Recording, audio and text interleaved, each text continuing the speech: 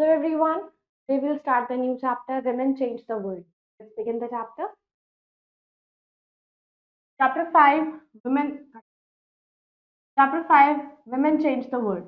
Let's begin points to focus gender inequality in India, education system of pre-British India, how stereotypes add to gender inequality, efforts made by women towards self-development, lives of girls and boys in pre-British India, role of women in today's world, role of women protest movements. From the beginning of civilization, men or women, they have certain defined roles जो वो play करते हैं. तो today women enter हो चुकी है हर एक field में, medical engineering, flying an aeroplane. ये जॉब्स है जो कहा जाता था कि women के लिए नहीं है. ये माना जाता है कि women फिजिकली वीकर है देन men, कुछ जॉब्स वो नहीं कर सकते. मोर ओवर मैनी लोग बहुत लोग ये मानते हैं कि आज women मोर पेशेंस होती हैं, जेंटल होने के साथ साथ तो बेटर होती हैं जॉब्स पे, जैसे कि नर्सिंग और टीचिंग. तो इस चैप्टर में हम देखेंगे at work outside the home and understand कैसे कुछ ऑक्यूपेशंस देखे जाते हैं suitable for men and for women.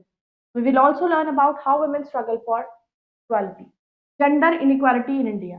As learn, अगर हमने प्रीवियस चैप्टर में पढ़ा है, जेंडर डिस्क्रिमिनेशन जनरली स्टार्ट होता है घर.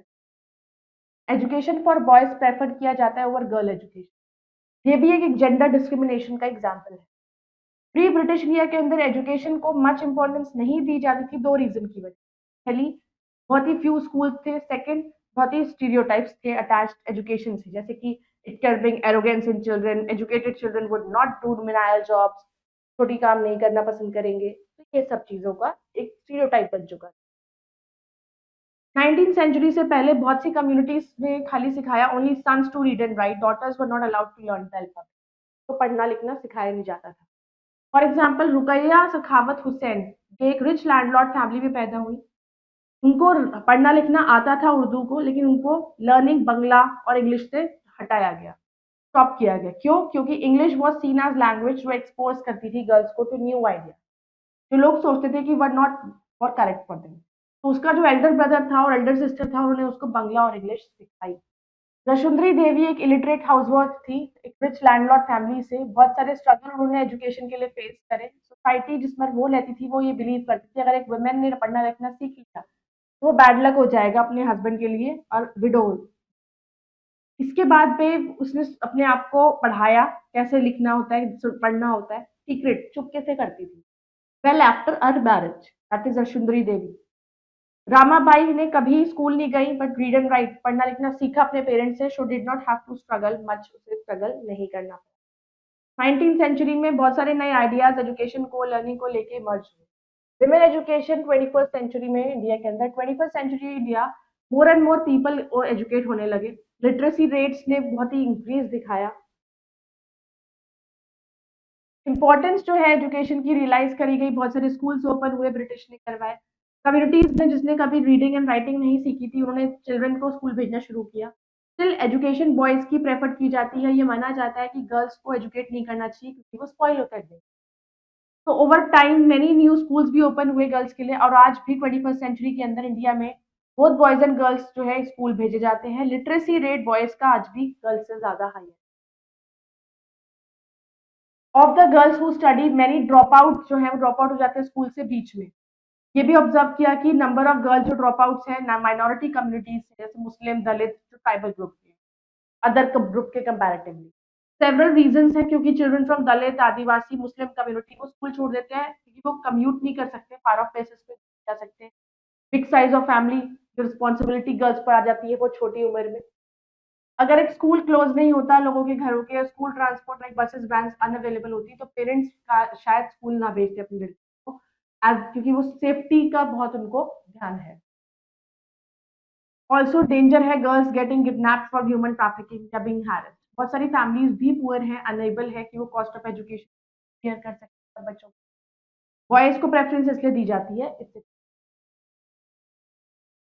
बहुत सारे बच्चे हैं वो स्कूल छोड़ देते हैं क्योंकि वो डिस्क्रिमिनेट किया जाता है उनको bye there teacher and class. Parents नहीं चाहते कि वो अपनी गर्ल्स को ये ह्यूमिलिएशन भेजें. बहुत सारे पार्ट्स ऑफ द कंट्री के अंदर, स्पेशली रूरल और पुअर एरियाज में, मे भी कोई प्रॉपर स्कूल्स नहीं है, टीचर्स नहीं है, जिसकी वजह से स्टडीज भी रेगुलर बेस पर नहीं होती.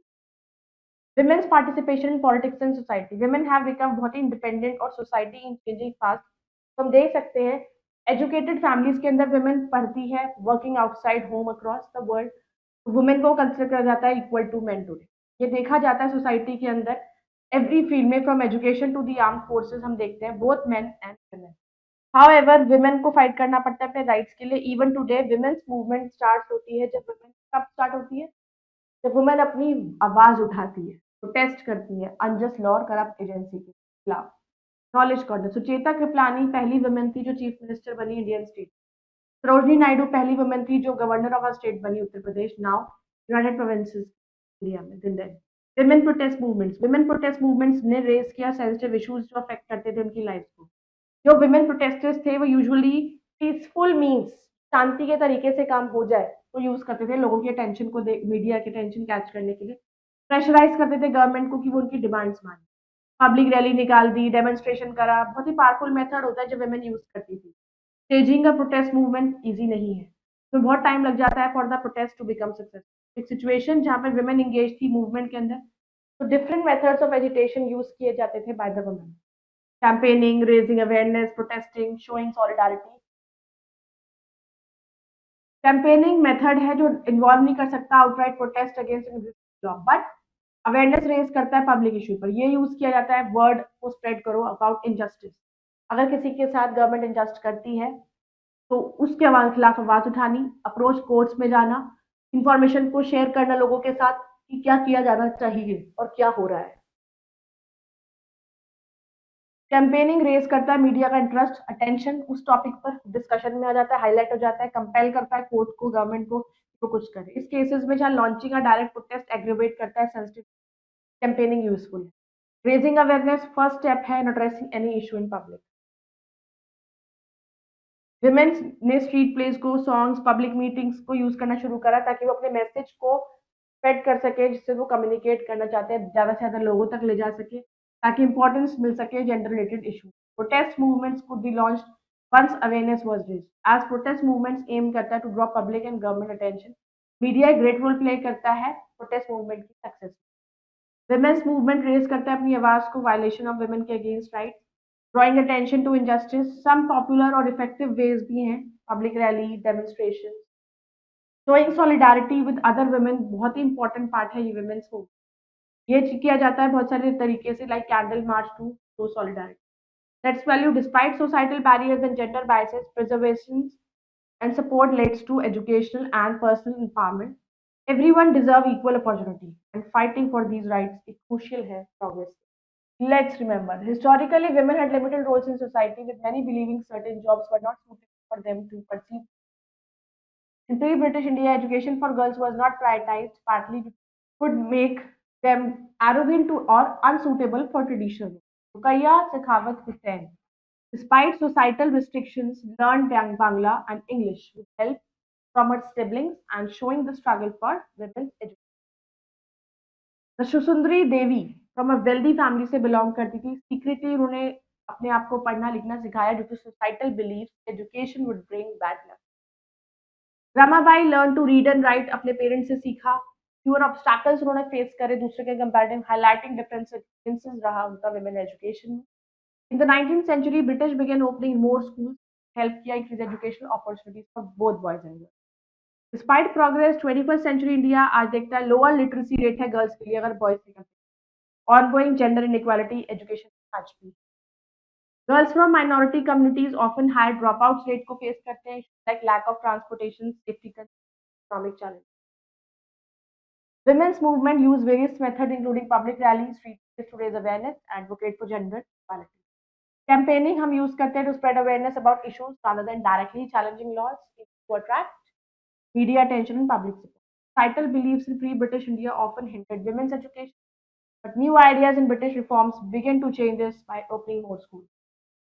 Despite advancements, women's protest movements continue to face challenges, but they use peaceful methods to achieve their goals and bring attention to injustice.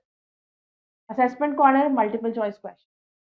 Who taught Ruqayya Sakhawat Hussain Bangla and English despite societal restrictions, her elder brother and sister? What was a common struggle for girls from Dalit Adivasi Muslim communities? That is lack of family support.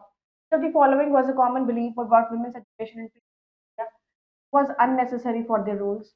What was Rashundri Devi's secret method of learning to read and write, teaching herself in secret? What is one reason many girls drop out of the school in India? That is lack of transportation. So I hope you all have understood this chapter. Go through it again. We'll see you in the next video. Bye bye. Take care.